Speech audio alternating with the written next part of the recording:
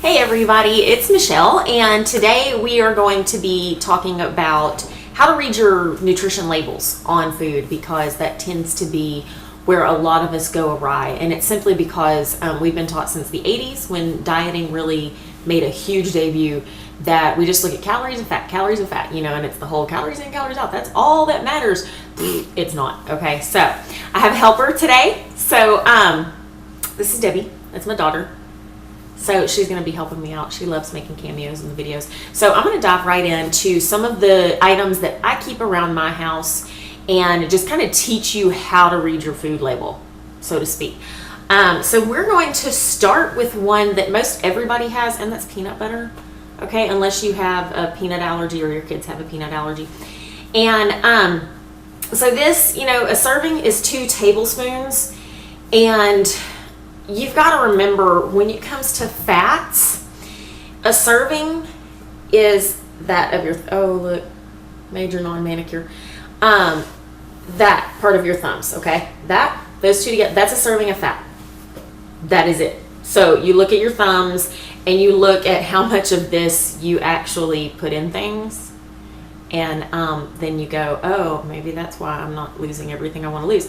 So anyways, 2 tablespoons has 190 calories and 16 grams of fat. I know everybody goes fat because the big non-fat diets and all, but it's a good fat for you. So what you want to do past that point is you want to look and make sure that the saturated fats aren't too high, which this is 2 grams, not bad. And then here's the main thing: ingredients. All right. Be able to see that. Is it coming up? The ingredients are roasted peanuts and salt. It's a little blurry, I know. Okay. This is just the Kroger brand, the natural peanut butter, and you can tell it's got some oil at the top because we haven't stirred it in yet or anything.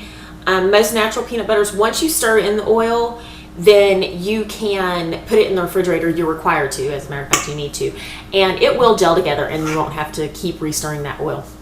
I like the Kroger brand because it's on the cheap, and the sodium is not that high at all. It's only 120 milligrams, and it's got a good texture to it, a good flavor to it, and you've got to be careful with some of the other ones. So a lot of the other peanut butters will have a lot of sugar in it, and you don't want sugar listed in your ingredients. Okay, so next, would you hand me the rice cakes? Rice cakes. There we go. Voila! I do keep these, and the reason why I'm bringing these out is because these are like a diet food for most people. Okay, it's something, you know, when you're trying to drop the pounds, you pull out the rice cakes, right? A lot of bodybuilding fitness competitors, we all love rice cakes because you can put anything on them, right? We love our rice cakes, yeah? Yeah, see, love rice cakes. And so this one has whole grain brown rice and salt. There you go. Oh, for a second you could. Camera's having an issue. All right, it may contain soy and wheat because it's just processed in a soy and wheat place. Whole grain brown rice and salt, that's it. Be very, very, very careful when you buy the flavored rice cakes. A lot of them have the high fructose corn syrup. Anything ending in OSE is going to be sugary and not good for you. And of course, you don't want to mess with the fake sugars either. So moving on, we're covering a lot of carbs here because a lot of the labels that you have to read, it's your carbohydrates, it's your non-perishable items and all, or slightly perishable items, because you don't have to read the stickers on your fruits and vegetables, right? So the majority of your diet, you shouldn't even have to read a label. So I'm just saying, you know, just trying to make that. All right, so these I found the other day, and I just wanted to show them to you. And, you know, I kind of judge my food. I give it a thing, you know, 1 or 10, or 1 to 10. 1 being it's in its most natural state. It's, you know, like broccoli or an apple or something like that. And she's watching herself. 10 being it could cause major health problems like your fake sugars and everything. And this is brown rice. It's, you know, because everybody always says they don't have time for that. And brown rice does take about 40 minutes normally. And this is ready to serve minute brown rice. You take the little plastic cup thing here. you take this, you rip the little thing off, and you put it in the microwave for about a minute. Okay, and by the way, should you discard this, it's got everything you need to know right there. So on this one, you've got the first ingredient is water, long grain brown rice. That's the key, okay?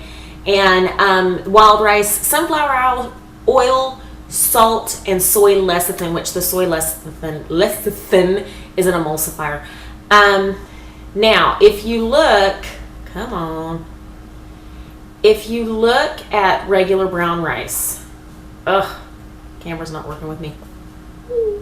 Anyways, if you look at regular brown rice, it literally just says brown rice. And I would go and get it, but I have so little that I'd just be holding up an empty packet. It's the one that takes a little bit longer.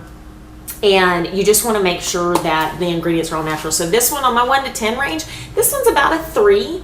Not that bad, you know. Regular brown rice is going to rank about a 2.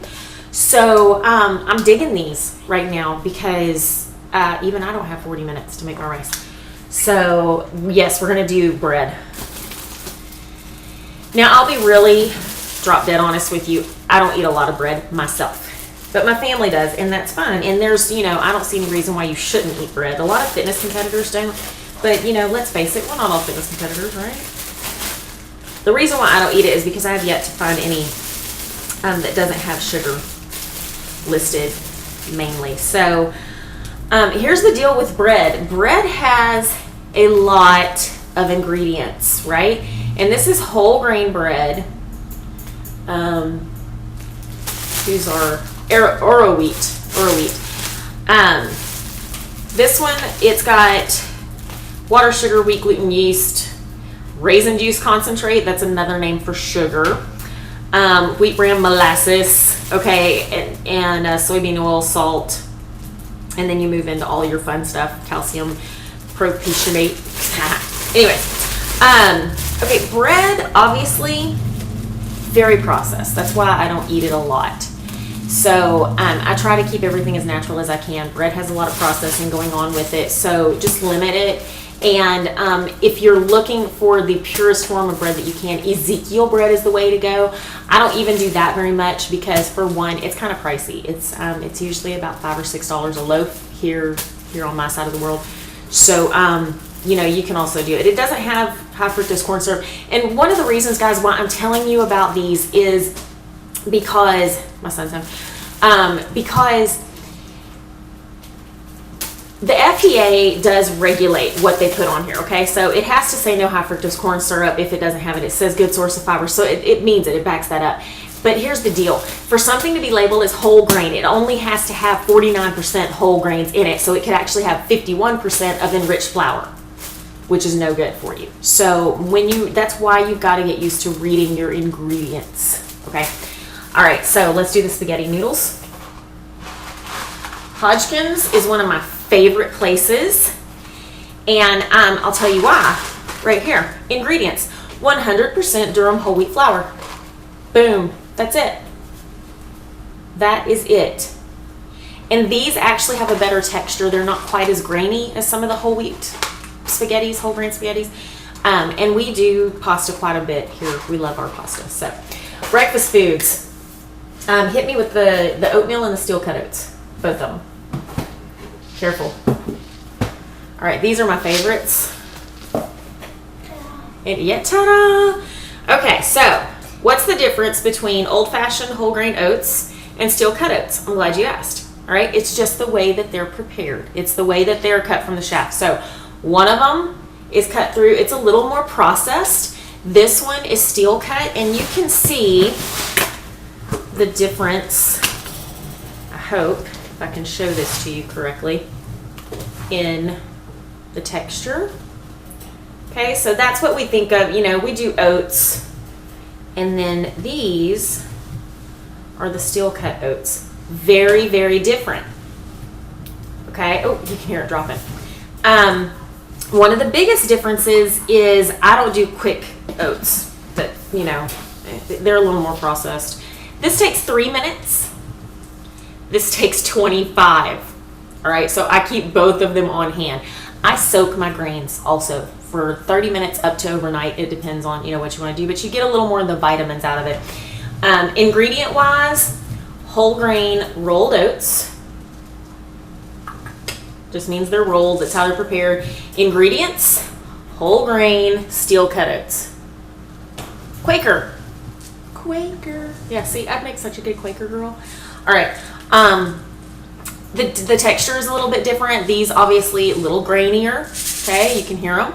And these are a little bit softer. By the way, if you need to sweeten your oatmeal, stevia is a great thing. Truvia, which is just a name brand form of stevia. And then your fruit. Great way to sweeten it. All right, so, my helper left. Huh?